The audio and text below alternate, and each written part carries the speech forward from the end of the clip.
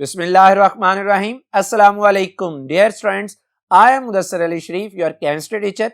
Students, chemistry second year.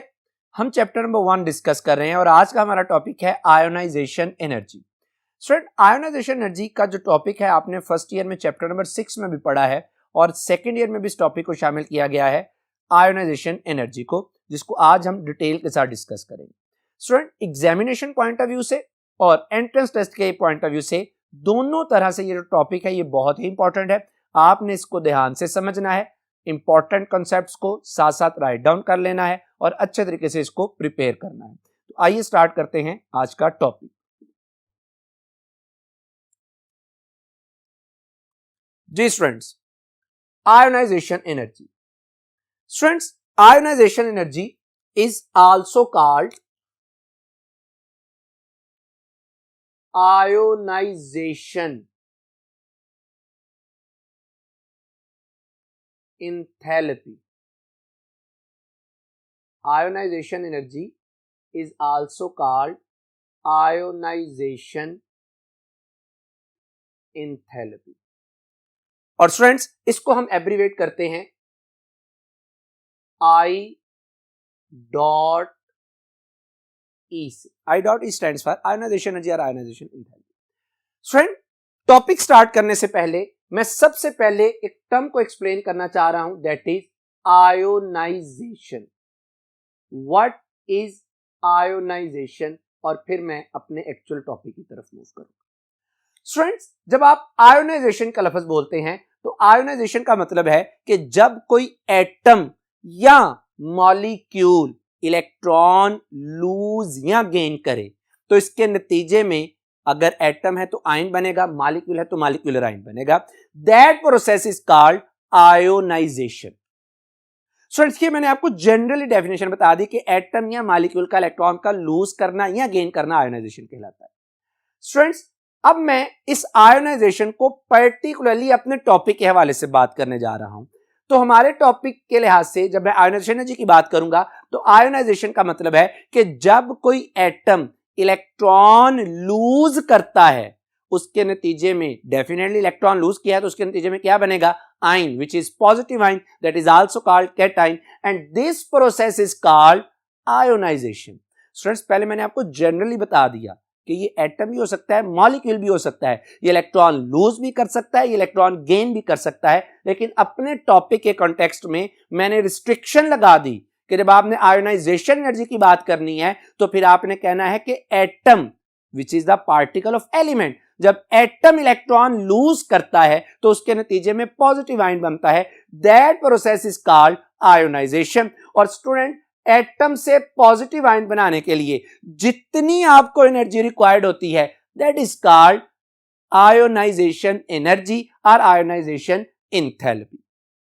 Students, मैंने अभी आपसे क्या कहा कि जब कोई एटम इलेक्ट्रॉन लूज करता है, and atom is the particle of element, the smallest particle of element. तो यहां से मैंने यह कंक्लूड किया कि आयोनाइजेशन एनर्जी की जो टर्म है that is elemental property, यानी it is related with element, elemental property. Students, अभी मैंने क्या कहा इसके साथ ही कि जब एटम इलेक्ट्रॉन लूज करता है, पॉजिटिव आयन बनाता है, तो इसके लिए हम उसे क्या देते हैं, एनर्जी. एनर्जी की बहुत सी शक्ल है, यहां पे जो हम एनर्जी उसको देंगे that is in the form of heat. इसका मतलब यह हुआ कि ionization energy is thermodynamic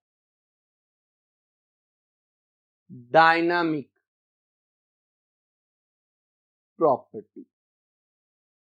therm से है जिसका मतलब होता है हीट, क्योंकि एटम से आयन जब बनना है इलेक्ट्रॉन को निकाल के तो इस दौरान हम एनर्जी सप्लाई करते हैं इन द फॉर्म ऑफ हीट. इसी वजह से मैंने क्या कहा कि दैट इज थर्मोडायनामिक प्रॉपर्टी. चूंकि ये हीट है, एनर्जी की शक्ल है, तो जाहिर बात है फिर हम आयोनाइजेशन एनर्जी के लिए यूनिट भी वही यूज करेंगे जो कि यूजली एनर्जी के लिए यूज करते हैं. और वो यूनिट कौन सा है, वो यूनिट है किलो जाउल पर मोल, या वो यूनिट हो सकता है किलो कैलोरीज पर मोल, या स्टूडेंट्स वो यूनिट हो सकता है इलेक्ट्रॉन वोल्ट।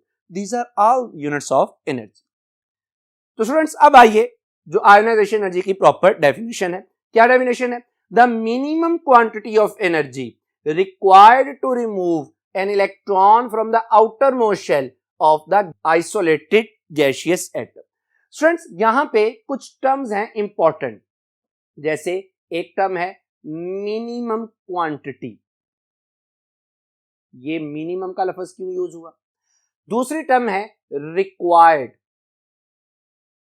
मतलब ये कि जैसे मैंने अभी आपको बताया कि जब आपने एटम से इलेक्ट्रॉन को लूज करवाना है तो उसके लिए आप क्या सप्लाई करते हैं? एनर्जी। क्यों एनर्जी सप्लाई करते हैं? तीसरी बात यहां पे लिखी हुई है आउटर मोस्ट शेल। ठीक होगी स्टूडेंट्स बात। और चौथे नंबर पे हम डिस्कस करेंगे जो बात है आइसोलेटेड गैसियस एटम। एटम पे तो अब आपको कंफ्यूजन नहीं रहनी चाहिए क्योंकि मैंने पहले कह दिया कि it is elemental property. Students एक मिसाल लेते हैं, जैसे फर्ज कर लीजिए कि हमारे पास मैग्नीशियम का एटम है। मैग्नीशियम का एटॉमिक नंबर होता है 12। 12 एटॉमिक नंबर का मतलब है कि इसमें इसके न्यूक्लियस में प्रोटॉन की तादाद 12 है और इसमें इलेक्ट्रॉन भी कितने हैं? 12। स्टूडेंट्स आपको ये बात पता है कि किसी भी एटम में मौजूद जो इलेक्ट्रॉन्स होते हैं उनके ऊपर फोर्स ऑफ अट्रैक्शन लग रही होती है, किसकी? न्यूक्लियस की। यानी ये बात मैं कहना चाह रहा हूं कि electrons in an atom are under the influence of nuclear attraction. Nucleus में जो प्रोटॉन है वो इलेक्ट्रॉन के ऊपर क्या लगा रहा होता है? फोर्स ऑफ अट्रैक्शन, जैसा कि यहां पे मैग्नीशियम के केस में। अब अगर मैं चाहता हूं कि मैग्नीशियम में से इलेक्ट्रॉन को रिमूव करवाऊं, कौन सा इलेक्ट्रॉन? वैलेंस शेल वाला इलेक्ट्रॉन रिमूव करवाऊं, तो मुझे उसके लिए जो फोर्स ऑफ अट्रैक्शन है किस किस के दरमियान? Between nucleus and electron, valence shell के जो इलेक्ट्रॉन है उस फोर्स ऑफ अट्रैक्शन को क्या करना पड़ेगा? ओवरकम करना पड़ेगा। और उस फोर्स ऑफ अट्रैक्शन को ओवरकम करने के लिए मैं एनर्जी सप्लाई करूंगा इन द फॉर्म ऑफ हीट। तो जब मैं एनर्जी सप्लाई करूंगा तो इसका वैलेंस शेल क्या हो जाएगा? वैलेंस शेल में जो इलेक्ट्रॉन है, वैलेंस इलेक्ट्रॉन है, वो यहां से क्या हो जाएगा? रिमूव हो जाएगा। जब एक इलेक्ट्रॉन निकलेगा तो यहां से क्या बन जाएगा? Mg+1। और इसके लिए जो हमें एनर्जी रिक्वायर्ड है that is 738 kilo joule per mole. Students total 12 electron थे, लेकिन मैंने एक इलेक्ट्रॉन को रिमूव करवाया, पहले इलेक्ट्रॉन को रिमूव करवाया, तो मैं इसे कहूंगा that is first ionization energy. यानी मैं इसको लिख दूंगा I.E1। 1 means to remove the first electron. Students मैं यहां पे आपको फिर बताता चलूं कि अब आपको ये बात क्लियर हो जानी चाहिए कि आपको एनर्जी क्यों रिक्वायर्ड है, ताकि आप force of attraction between nucleus and electron को क्या कर सकें? ओवरकम कर सके। तो उसके लिए आप इसको एनर्जी सप्लाई करते हैं। स्टूडेंट्स यहां पे मैग्नीशियम के अंदर अब रह जाते हैं 11 इलेक्ट्रॉन। इसका मतलब यह हुआ कि टर्न बाय टर्न आप बारी बारी हर इलेक्ट्रॉन को क्या कर देंगे? रिमूव कर सकते हैं। यानी टोटल आप मैग्नीशियम में से कितने इलेक्ट्रॉन निकालेंगे? 12। यानी मैग्नीशियम की कितनी आयोनाइजेशन एनर्जीज हैं? 12। जैसे पहला आपके सामने लिखा हुआ है to remove the first electron that is I.E1। दूसरा इलेक्ट्रॉन निकालने के लिए अगेन आप एनर्जी सप्लाई करेंगे तो इसे बोलेंगे I.E2 सेकेंड आयोनाइजेशन एनर्जी, और ये कितनी है? 1450 किलो जूल पर मोल। इसी तरह स्टूडेंट्स आप तीसरा इलेक्ट्रॉन निकालने के लिए उसको एनर्जी सप्लाई करेंगे तो Mg3+ बन जाएगा, और उसके लिए आयोनाइजेशन एनर्जी कितनी रिक्वायर्ड है? 7730 किलो जूल पर मोल। इसी तरह से आप 12 तक करते जाएंगे। लेकिन स्टूडेंट्स याद रखिएगा कि हम 12 के 12 इलेक्ट्रॉन को इजीली रिमूव नहीं करवा सकते। इसमें से फिजिबली जो इजीली इलेक्ट्रॉन मुमकिन है रिमूव करवाना उनकी तादाद कम होती है। मैग्नीशियम के केस में वो कितनी है? 2। क्यों है वो इंशाल्लाह इसी लेक्चर के एंड पे हम डिस्कस भी करेंगे। बहरहाल इसको हम बोलते हैं कि ये इसकी क्या है? Ionization energy. एक और जैसे स्टूडेंट मिसाल ले लीजिए, लिथियम है। Lithium must be in gaseous state. Students sir gaseous state में ही क्यों लेना है? क्योंकि बेटा जब आप गैसियस, आइसोलेटेड को पहले देखिए, आइसोलेटेड का मतलब होता है अलग अलग होना। गैसियस स्टेट में ही एटम अलग होते हैं, क्योंकि जब आप लिक्विड या सॉलिड स्टेट की बात करते हैं तो उस केस में एटम एक दूसरे के साथ क्या होते हैं? एसोसिएट होते हैं, जुड़े होते हैं, उनमें फोर्स ऑफ अट्रैक्शन क्या हो जाएगी, ज्यादा। और अभी हमने पढ़ा कि जब फोर्स ऑफ अट्रैक्शन ज्यादा हो जाएगी तो इलेक्ट्रॉन को निकालना भी क्या हो जाएगा, मुश्किल। उसके लिए हमें एनर्जी क्या देना पड़ेगी, ज्यादा। तो इसको हम किस लिए ले लेते हैं, गैसियस स्टेट में। तो जब ये गैसियस स्टेट में लिथियम लेते हैं, इसमें से हम क्रैक कराते हैं इसको एनर्जी सप्लाई, और इसका एक इलेक्ट्रॉन क्या कर देते हैं, रिमूव। तो यहां से ये यूनिक पॉजिटिव आयन बन जाता है। इसके लिए जो हमें एनर्जी रिक्वायर्ड होती है, दैट इज, पहला इलेक्ट्रॉन निकला है तो आप इसको I.E1 भी कह सकते हैं, 520 किलो जूल पर मोल। तो स्टूडेंट्स यहां तक हमारी ये बात क्लियर हो गई कि जब आपने आयोनाइजेशन एनर्जी की बात करनी है तो इसके लिए आपको क्या करवाना पड़ेगी, energy supply in the form of heat. तो इसका मतलब ये हुआ कि मैं यहां से ये लिख सकता हूं कि जो आयोनाइजेशन एनर्जी है that is always endothermic process. यानी जब भी आपने किसी एटम में से इलेक्ट्रॉन को रिलीज करवाना है तो आपको हमेशा एनर्जी देना पड़ेगी। इसी वजह से मैंने इसे क्या कहा, एंडोथर्मिक प्रोसेस। अच्छा स्टूडेंट, एक बात बड़ी इंटरेस्टिंग है, मैंने बार बार जिक्र किया एनर्जी देंगे इन द फॉर्म ऑफ हीट, लेकिन याद रखिएगा कि आप फोटॉन्स यानी लाइट को गिरा के भी आयोनाइजेशन करवा सकते हैं। बहरहाल हम उस केस को डिस्कस अभी नहीं करेंगे। That is always endothermic process.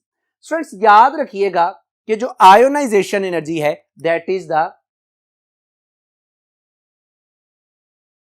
qualitative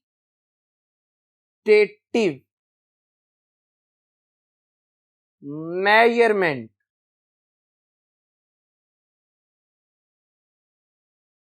of stability of atom।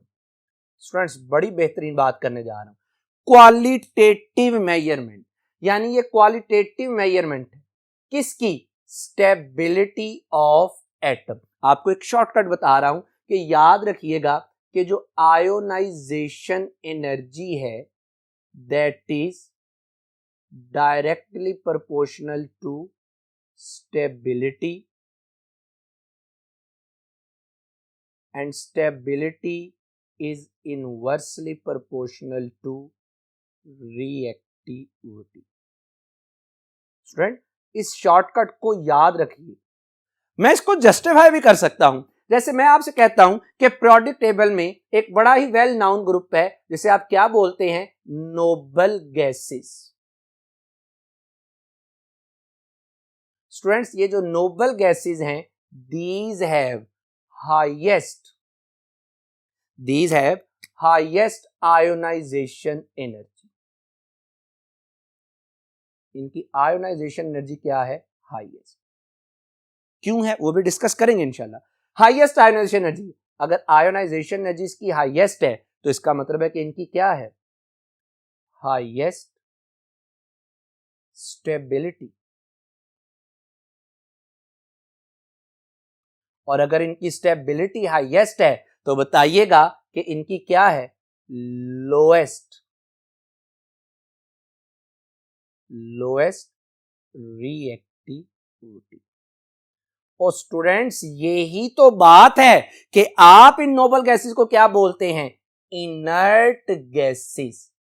तो आज ये पता चला कि सर ये इनर्ट इस वजह से कहलाती हैं क्योंकि इनकी रिएक्टिविटी क्या होती है, बहुत ही कम होती है। क्यों बहुत कम होती है, क्योंकि ये स्टेबल होती हैं। स्टेबल क्यों है, क्योंकि इनकी हाईएस्ट क्या है, आयोनाइजेशन एनर्जी। एक और मिसाल ले लीजिए स्टूडेंट्स, आपके पास हैं अल्कली मेटल्स, जिनको आपने डिस्कस किया प्रीवियस लेक्चर में भी, और इनमें शामिल है भला कौन कौन सी, लिथियम, सोडियम, पोटासियम, रुबिडियम, सोन। इसी तरह से अल्कली मेटल्स हैव लोएस्ट,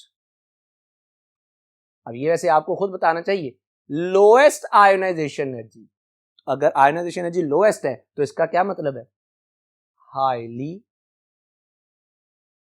क्या है, अनस्टेबल। स्टूडेंट्स अगर ये हाईली अनस्टेबल हैं तो इसका क्या मतलब है, कि ये क्या है, highly reactive metals of the periodic table. मिसाल आप मैट्रिक में प्रीवियस क्लासेस में भी पढ़ के आए हैं, सोडियम अल्कली मेटल है। अगर आप सोडियम को प्रिजर्व करने के लिए केरोसिन ऑयल में रखते हैं, मट्टी के तेल में रखते हैं, अगर आप उसको ऐसे हवा में रखेंगे तो उसको फौरन आग लग जाएगी। इसका मतलब क्या है कि उसकी रिएक्टिविटी क्या है, बहुत ही ज्यादा। तो ये स्टूडेंट्स इसी तरह से फिर मैंने साबित कर दिया कि that is a qualitative measurement. अब आ जाइए स्टूडेंट्स, अब हम डिस्कस करते हैं कि वो कौन कौन से फैक्टर्स हैं जो आयोनाइजेशन एनर्जी पर इफेक्ट करते हैं। जी स्टूडेंट्स, फैक्टर्स इन्फ्लुएंसिंग, इन्फ्लुएंसिंग का मतलब होता है असर अंदाज होना।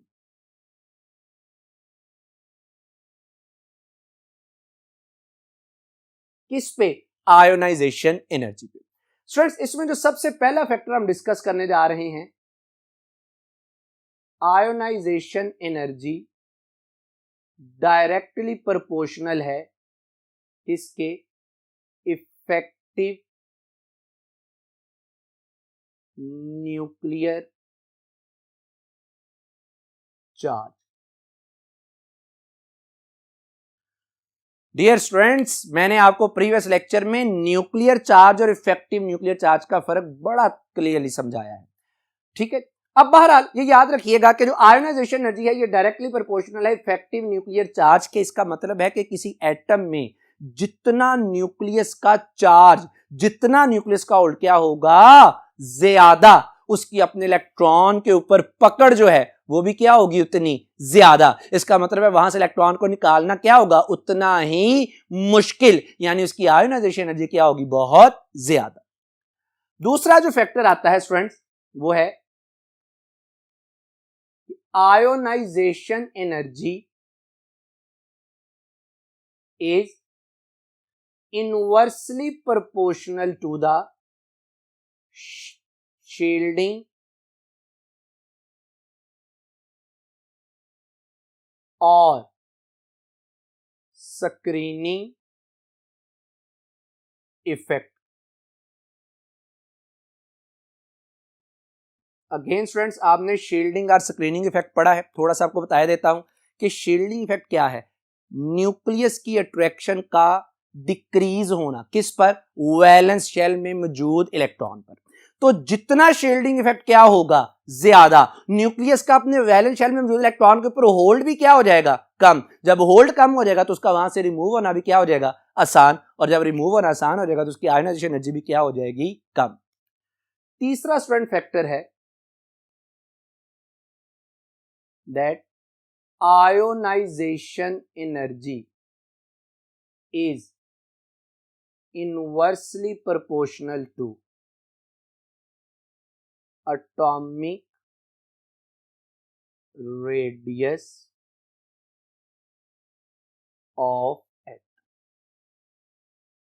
सोचे जरा, खुद जरा सोचें इसकी क्या लॉजिक होगी, क्योंकि बेटा जितना एटम का रेडियस क्या होगा, ज्यादा, जितना साइज ज्यादा होगा, इसका मतलब यह होगा कि उसके ऊपर उस जितना साइज ज्यादा होगा, इसका मतलब है कि इलेक्ट्रॉन न्यूक्लियस से उतना दूर होगा, उसके ऊपर न्यूक्लियस का होल्ड, अट्रैक्शन, चार्ज उतनी क्या होगी, कम। इसका मतलब है जब अट्रैक्शन कम होगी साइज के बड़ा होने की वजह से, तो उस इलेक्ट्रॉन को रिमूव करना क्या हो जाएगा, आसान, यानी उसकी आयोनाइजेशन एनर्जी क्या हो जाएगी, कम हो जाएगी। चौथा स्टूडेंट फैक्टर है जो इसको इफेक्ट करता है, that is nature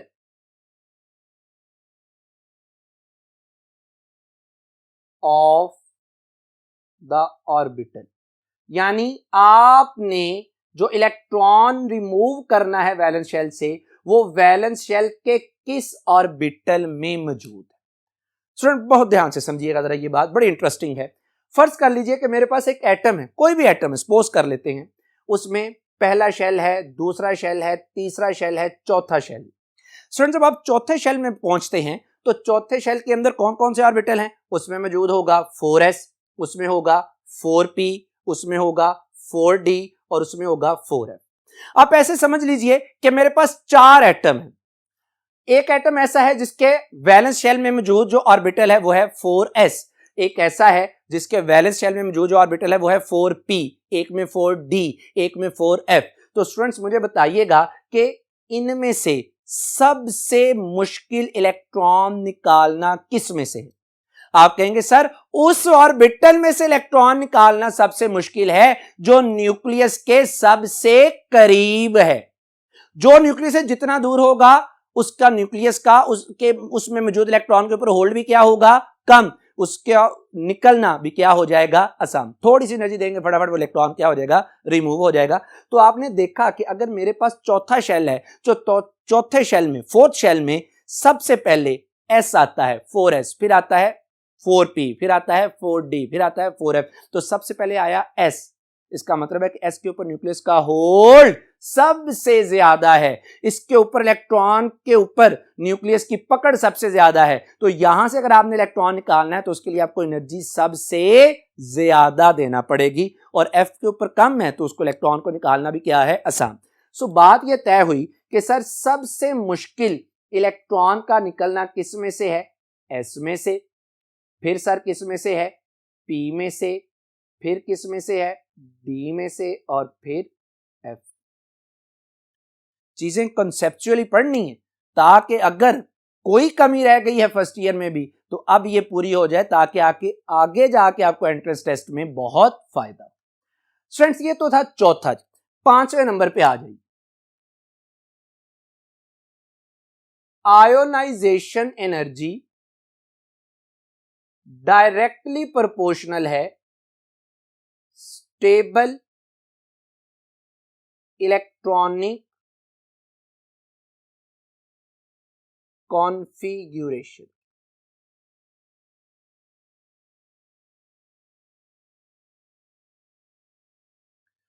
students ionization energy directly proportional है स्टेबल इलेक्ट्रॉनिक कॉन्फ़िगरेशन पे, इसको मैं थोड़ा सा आपके सामने जरा डिटेल से बात करना चाह रहा हूं। स्टूडेंट्स याद रखिएगा कि ऑर्बिटल जो है ये दो तरह से स्टेबल होता है। कोई भी ऑर्बिटल जो है ये दो तरह से स्टेबल होता है, या तो ये ऑर्बिटल क्या हो, हाफ फिल्ड,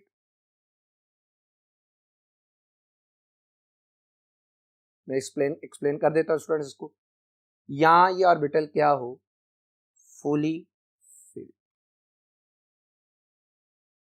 मसलन अगर आप बात कर लें S की, तो S में मैक्सिमम कितने इलेक्ट्रॉन आते हैं, 2।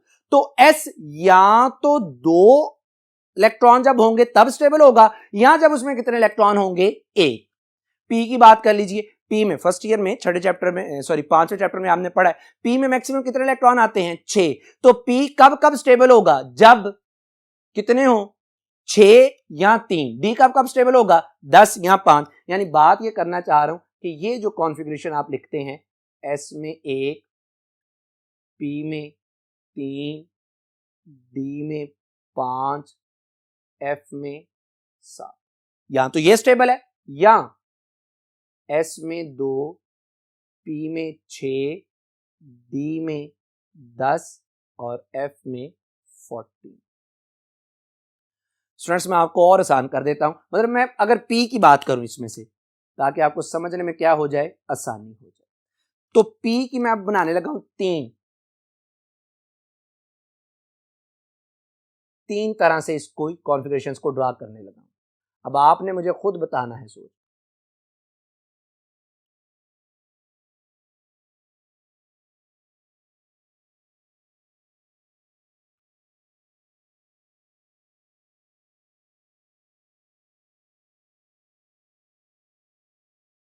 देखिएगा स्टूडेंट्स, फर्ज कर लें कि ये है कॉन्फ़िगरेशन, ये। अब जरा गौर कीजिएगा कि ये P के मैंने बनाए ऑर्बिटल्स, तो इस वक्त P में कितने इलेक्ट्रॉन हैं, 4। इस 4 का मतलब ये है बेटा कि या तो ये क्या है, पार्शली फिल्ड, या आप इसे कह सकते हैं दैट इज इनकम्प्लीटली फिल्ड। अब ये पार्शली फिल्ड है या इनकम्प्लीटली फिल्ड है, ना तो हाफ है ना फुली फिल्ड है, इसका मतलब है कि ये कॉन्फ़िगरेशन क्या होगी, अनस्टेबल। और अगर ये अनस्टेबल है तो इसका मतलब ये होगा बेटा कि इसकी क्या होगी, लोएस्ट आयोनाइजेशन एनर्जी। इसके बरक्स ये केस देख लीजिए, अगर आप इस केस को देखते हैं तो यहां पे जो P है ये एग्जैक्टली क्या है, हाफ फिल्ड है। अब एग्जैक्टली हाफ फिल्ड होने का क्या मतलब है, हाफ फिल्ड होने का मतलब है कि ये क्या है, स्टेबल। और अगर ये स्टेबल है तो इसका मतलब ये होगा कि इसकी क्या है, हाई आयोनाइजेशन एनर्जी। स्टूडेंट्स ये केसेस याद रखिएगा क्योंकि अभी मैंने वेरिएशन को डिस्कस करना है तो ये काम आएंगे। और आखिरी अगर केस डिस्कस करूं, अब मैंने इसको क्या कर दिया, fully filled, that is this is fully filled. Students जब ये फुली फिल्ड होगा तो ये हाईली स्टेबल होगा। जब ये हाईली स्टेबल होगा तो इसकी क्या होगी, हाईएस्ट आयोनाइजेशन एनर्जी। स्टूडेंट्स इन कॉन्सेप्ट्स को जहन में रखिएगा, ये अभी जब हम पीरियोडिक टेबल की वेरिएशन करेंगे तो पढ़ेंगे तो इसमें हमें बहुत ये फायदेमंद होगा। स्टूडेंट्स अब मैंने ये आपके सामने फैक्टर डिस्कस कर दिए, अब हम इन फैक्टर्स को जहन में रखते हुए, इनको देखते हुए पीरियोडिक टेबल में वेरिएशन पढ़ते हैं, किसकी, आयोनाइजेशन एनर्जी। जी स्टूडेंट, पीरियोडिक ट्रेंड्स। स्टूडेंट्स किसके पीरियोडिक ट्रेंड्स, और द आयोनाइजेशन एनर्जी किसमें, इन द पीरियोडिक टेबल। तो हमने प्रीवियस लेक्चर में भी पढ़ा है कि पीरियोडिक टेबल में एलिमेंट्स को दो तरह से हम बुनियादी तौर पर डिस्कस करते हैं, एक है ग्रुप्स और दूसरा है पीरियड्स। तो सबसे पहले हम डिस्कस करते हैं variation with in a group. Group में आयोनाइजेशन एनर्जी कैसे वेरी करती है।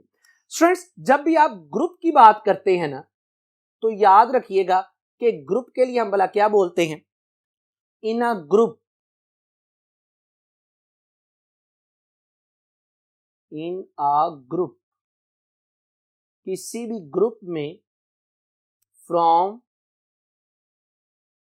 टॉप टू बॉटम, किसी भी ग्रुप में टॉप टू बॉटम जाते हुए, टॉप टू बॉटम से मुराद, कंफ्यूज ना होइएगा, टॉप टू बॉटम से मुराद जैसे हाइड्रोजन, लिथियम, सोडियम, पोटेशियम, होता क्या है कि नंबर ऑफ शेल्स क्या करते हैं, इंक्रीज करते हैं। स्टूडेंट्स जब नंबर ऑफ शेल्स इंक्रीज करते हैं तो क्या होता है, शील्डिंग इफेक्ट क्या करता है, इंक्रीज। स्टूडेंट्स जब शील्डिंग इफेक्ट इंक्रीज करता है तो एटॉमिक साइज क्या करता है, इंक्रीज। स्टूडेंट्स जब एटॉमिक साइज इंक्रीज करता है तो बताएं जरा सोच के, अभी आपने पढ़े हैं सारे फैक्टर्स, जब एटॉमिक साइज इंक्रीज करता है तो इफेक्टिव न्यूक्लियर चार्ज क्या करता है, डिक्रीज। जब इफेक्टिव न्यूक्लियर चार्ज मेरा पुत्र डिक्रीज करता है तो आयोनाइजेशन एनर्जी भी क्या करती है, डिक्रीज। अब ये चीजें बिल्कुल सीक्वेंस से मैंने बात की कि जैसे ये सारी shell increase, effective shielding effect increase, atomic size increase, तो क्या लेवल लिखा, इफेक्टिव न्यूक्लियर चार्ज क्या करता है, डिक्रीज करता है। आयोनाइजेशन एनर्जी भी क्या करेगी, डिक्रीज। स्टूडेंट्स मिसाल ले लीजिए, जैसे हमारे पास है अल्कली मेटल, अल्कली मेटल्स, यहां फर्स्ट ए ग्रुप की चले मिसाल ले लें। फर्स्ट ए ग्रुप में हमारे पास क्या है, hydrogen, lithium, sodium, potassium, rubidium, caesium, francium. तो स्टूडेंट्स जब आप ग्रुप में टॉप टू बॉटम आ रहे होते हैं तो आप देख रहे हैं कि साइज क्या करता है, इंक्रीज। न्यूक्लियस की अपने इलेक्ट्रॉन के ऊपर होल्ड पकड़ क्या हो जाती है, कम, जिसकी वजह से आप देख सकते हैं कि इनकी आयोनाइजेशन एनर्जी भी क्या कर रही है, डिक्रीज कर रही है। इसी चीज को आप ग्राफ में देख लें कि जब आप ग्राफ देखते हैं तो जो ग्राफ है, कर्व है for the ionization energy and the atomic number, तो वो कर्व जो है, जैसे जैसे आप ग्रुप में बॉटम साइड पर आ रहे हैं, वो कर्व अपवर्ड नहीं जा रही, बल्कि कर्व क्या आ रही है, डाउनवर्ड। इसका क्या मतलब है कि आयोनाइजेशन एनर्जी क्या करती है, डिक्रीज करती है। एक और एग्जांपल ले लीजिए स्टूडेंट्स, हेलोजेंस। हेलोजेंस हमारे पास 7th ए ग्रुप है, फ्लोरीन, क्लोरीन, ब्रोमीन, आयोडीन। तो स्टूडेंट इसमें भी जब आप ग्रुप में टॉप टू बॉटम जाते हैं तो साइज के इंक्रीज करने की वजह से आप देख सकते हैं कि इनकी आयोनाइजेशन एनर्जी क्या कर रही है, डिक्रीज कर रही है। तो स्टूडेंट्स ये तो वेरिएशन थी हमारे पास किसमें, इन अ ग्रुप। अब आइए डिस्कस करते हैं variation of ionization energy in the periods.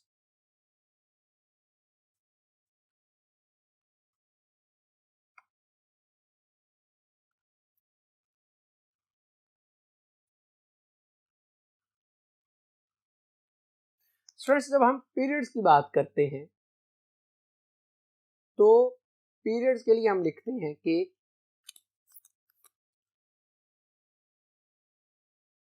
In a period, किसी भी पीरियड में लेफ्ट टू राइट, ग्रुप के लिए था स्टूडेंट टॉप टू बॉटम और इसके लिए left to right.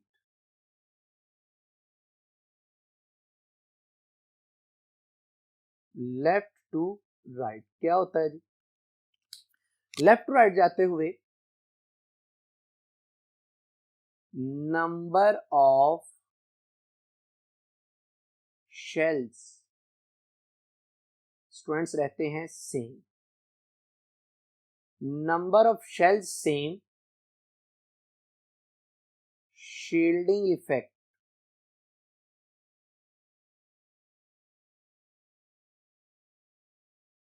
Be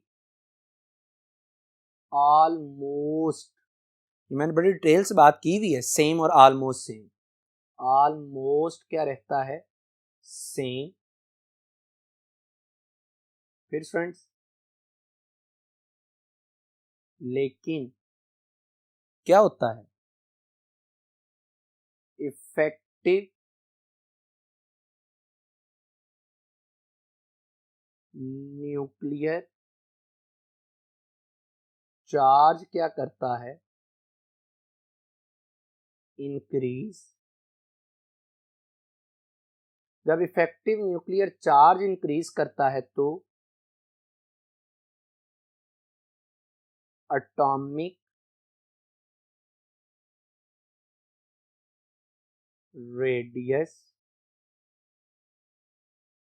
decrease. और जब स्टूडेंट्स एटॉमिक रेडियस डिक्रीज करता है तो हम क्या कहते हैं स्टूडेंट्स, आयोनाइजेशन एनर्जी क्या करती है, इंक्रीज। तो स्टूडेंट्स अब ये बात तय हो गई कि पीरियड्स में left to right ionization energy क्या करती है, इंक्रीज। स्टूडेंट्स मेरे पास सेकंड पीरियड के एलिमेंट्स, सेकंड पीरियड में मेरे पास क्या है, lithium, beryllium, boron, carbon, nitrogen, oxygen, fluorine and neon. Students ये मेरे पास सेकंड पीरियड के एलिमेंट हैं, मैं इनके ऊपर ग्रुप नंबर भी मेंशन कर देता हूं, जैसे लिथियम के ऊपर फर्स्ट ए है, बेरिलियम के ऊपर सेकंड ए है, बोरॉन के ऊपर थर्ड ए है, और साथ ही मैंने इनकी आयोनाइजेशन एनर्जीज को भी क्या कर दिया, मेंशन कर दिया। तो स्टूडेंट्स आप देख सकते हैं कि लेफ्ट टू राइट जाते हुए चूंकि साइज डिक्रीज कर रहा है तो इसी वजह से न्यूक्लियस का होल्ड क्या करता है, इंक्रीज, और आयोनाइजेशन एनर्जी भी क्या करती है, इंक्रीज करती है।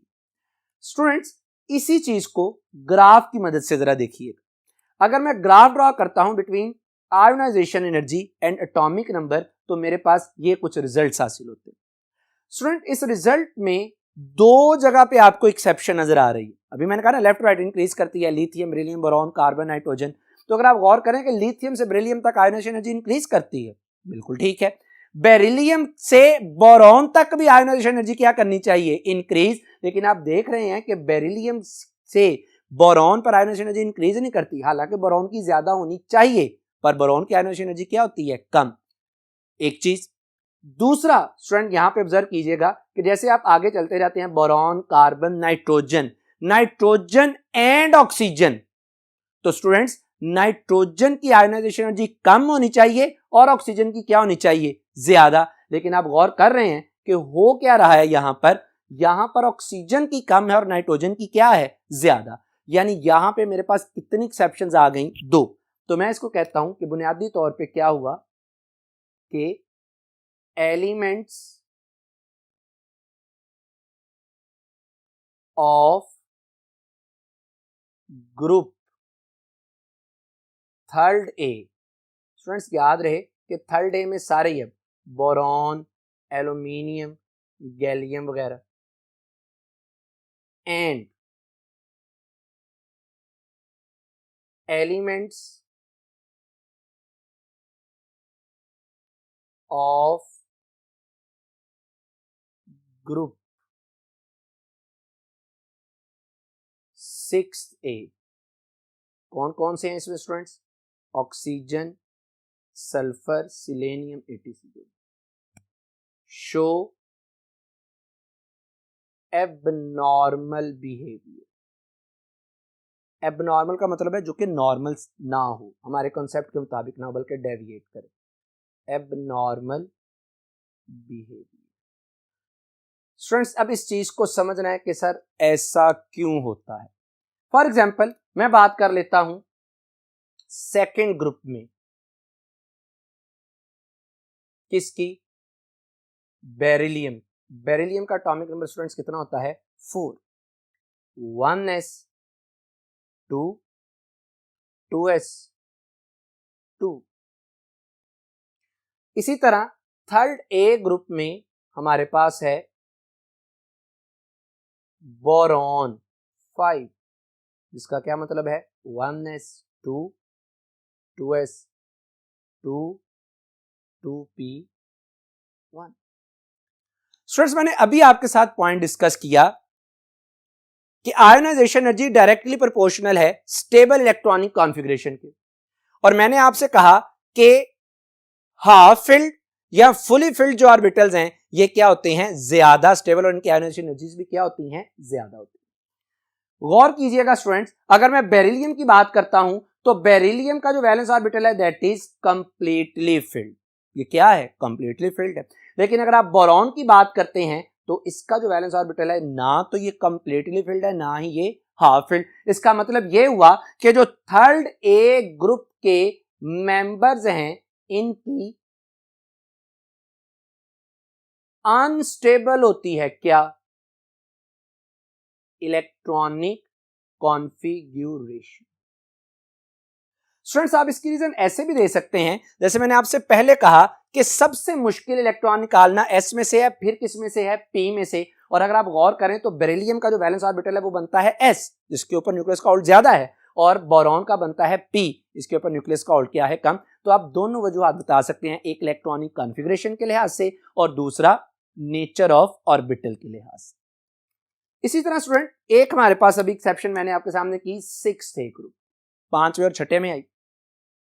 स्टूडेंट्स 5th ग्रुप में अगर आप बात करते हैं, 5th ए ग्रुप में तो हमारे पास आता है नाइट्रोजन। नाइट्रोजन का एटॉमिक नंबर है 7, इसका क्या मतलब है, 1s2 2s2 2px 2py और 2pz, 1 1 और 1। स्टूडेंट्स इसी के साथ आप बात कर लें 6A ग्रुप की।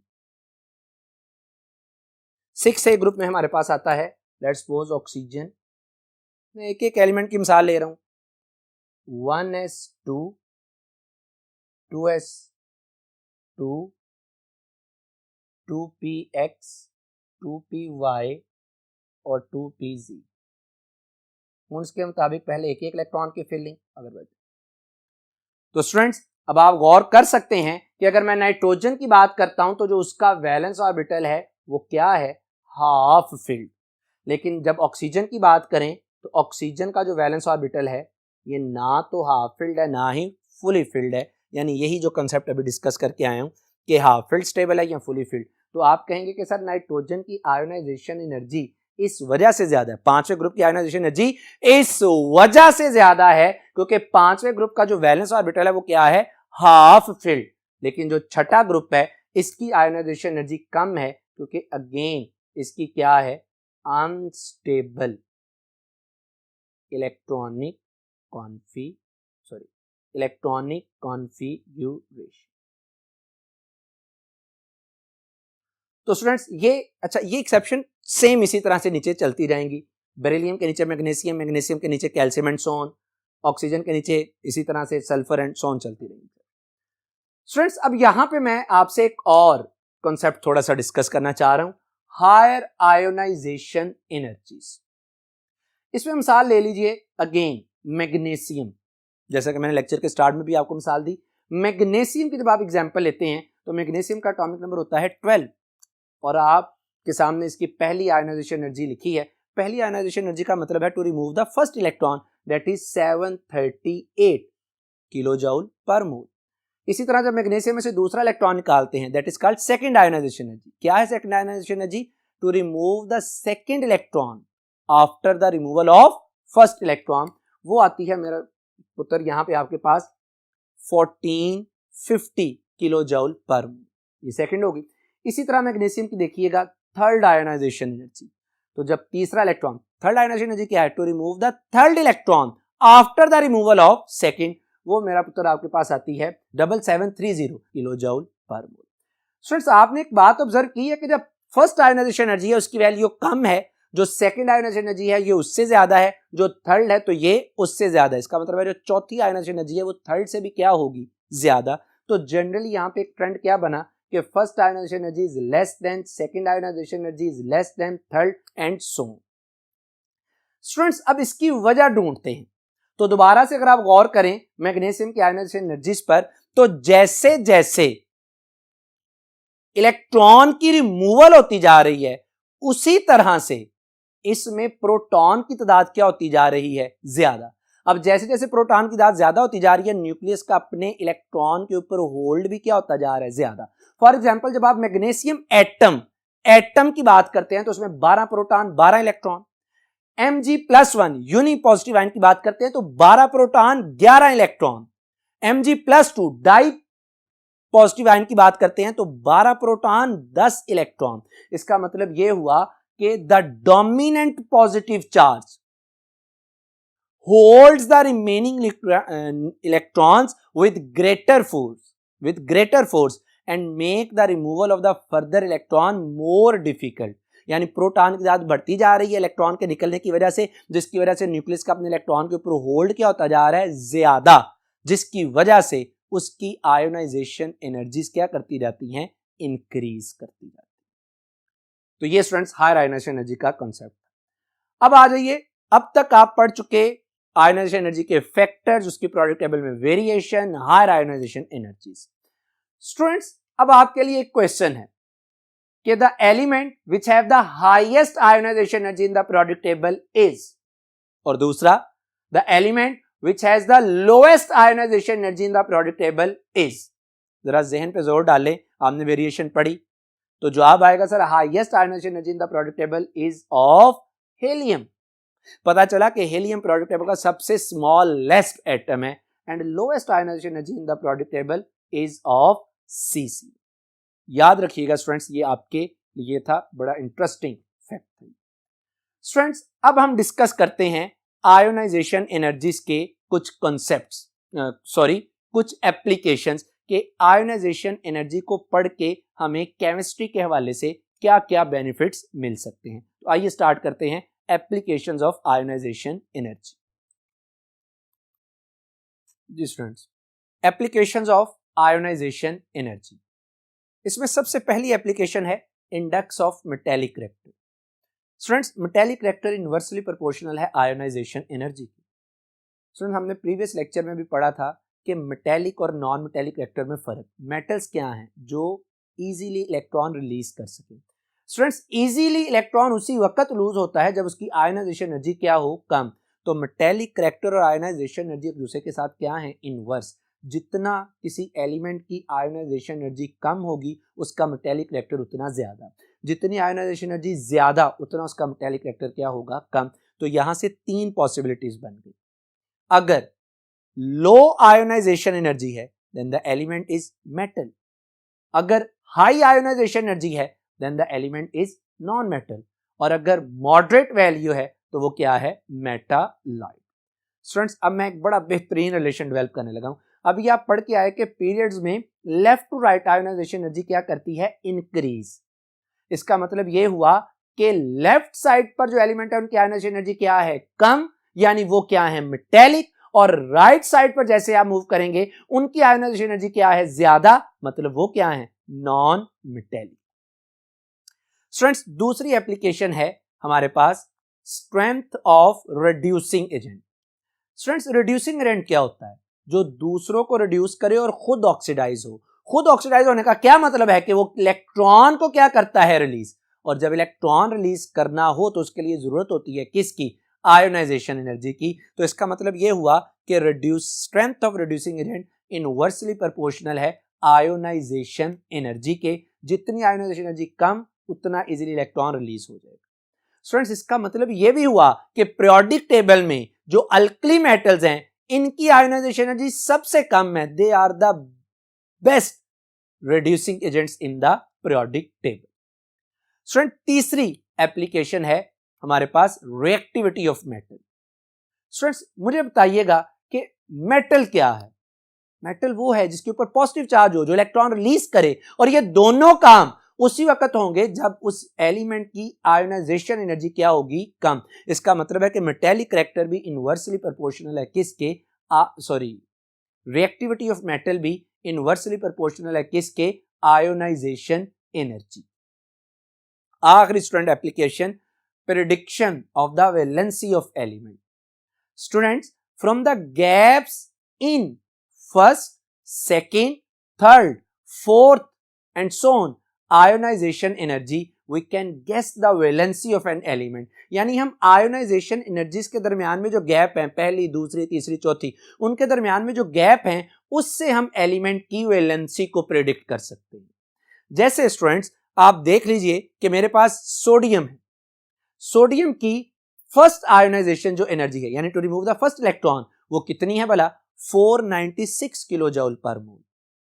इसी तरह सोडियम की जो सेकंड आयोनाइजेशन एनर्जी है वो कितनी है students, 4562.4 kilo joule per mole.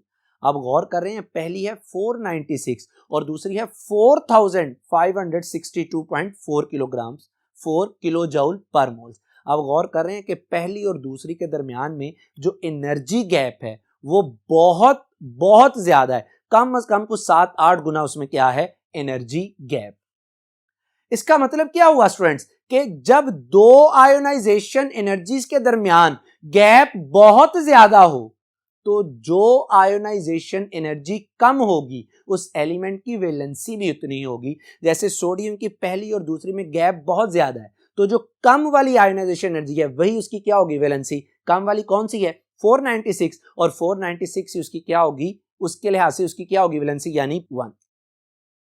इसी तरह आप मैग्नीशियम के डाटे पे गौर कर लें तो पहली और दूसरी में जो गैप है वो बहुत कम है, यानी पहली आयोनाइजेशन एनर्जी है 738, दूसरी है 1450, ऑलमोस्ट डबल हो गई। तीसरी है 7730 किलो जूल पर मोल, यानी दूसरी और तीसरी के दरमियान में जो गैप है वो दूसरी की निस्बत कम से कम 4 से 5 गुना है। इसका मतलब है कि मैग्नीशियम अपना तीसरा इलेक्ट्रॉन लूज करना पसंद नहीं करता। तो जब तीसरी में बहुत ज्यादा गैप हो गया तो इसका क्या मतलब होगा कि उस वो कितनी वैलेंसी शो करेगा, जस्ट 2। तो अगर गैप बहुत ज्यादा है तो उस एलिमेंट की वैलेंसी कौन सी होगी, जो कम आयोनाइजेशन एनर्जी के मुताबिक हो। तो ये हमारे पास 4 एप्लीकेशन थी। स्टूडेंट्स मैंने कुछ डाटा कलेक्ट किया जो आपके सामने है, अगर आप देख सकते हैं तो मैं बेसिकली इस डाटा में आपको बताना चाह रहा हूं कि आयोनाइजेशन एनर्जीज के दरमियान में जब गैप आता है तो उस गैप से हम वैलेंसी को कैसे प्रेडिक्ट कर सकते हैं। अगर आप सोडियम की बात करते हैं तो सोडियम की पहली और दूसरी आयोनाइजेशन एनर्जी में ह्यूज डिफरेंस है। इसका मतलब है कि सोडियम +1 शो करेगा। अगर आप मैग्नीशियम की बात करते हैं तो मैग्नीशियम की दूसरी और तीसरी आयोनाइजेशन एनर्जी में बहुत डिफरेंस। इसी तरह अगर आप एल्यूमिनियम की बात करते हैं तो एल्यूमिनियम के केस में तीसरी और चौथी के दरमियान में गैप बहुत ज्यादा है। इसका मतलब है कि एल्यूमिनियम +3 शो करेगा क्योंकि चौथी का जो फर्क है वो तीसरी की निस्बत बहुत ज्यादा है। अगर आप सिलिकॉन की बात करते हैं तो उसकी चौथी और पांचवी में गैप बहुत ज्यादा है। अगर आप फास्फोरस की बात करते हैं तो उसमें पांचवी और छठी का मतलब है कि फास्फोरस 6 तक नहीं वैलेंसी शो करेगा, बल्कि कहां तक शो करेगा, सिर्फ -5 तक वैलेंसी को क्या करेगा, शो करेगा। तो ये बताने का मकसद ये था कि आपको अंदाजा हो जाए कि गैप से हम प्रेडिक्ट कर सकते हैं वैलेंसी को। स्टूडेंट्स, आज के हमने इस लेक्चर में थारोली डिस्कस किया आयोनाइजेशन एनर्जी को, उसके फैक्टर्स, वेरिएशंस और उसकी इंपॉर्टेंट जो चीज जो आपको कंसेप्चुअली स्ट्रॉन्ग करेगी, एप्लीकेशंस को डिस्कस किया। उम्मीद है कि आपको आज का लेक्चर समझ आया होगा। स्टूडेंट्स, हमेशा याद रखिएगा कि कभी भी आपकी वजह से किसी दूसरे को नुकसान ना हो। हमेशा दूसरों की मदद का बाइस बने, कभी दूसरे के लिए नेगेटिव ना सोचें। अल्लाह सुब्हानहू व तआला आप पे अपना रहम, करम, फजल फरमाए। अस्सलामु अलैकुम।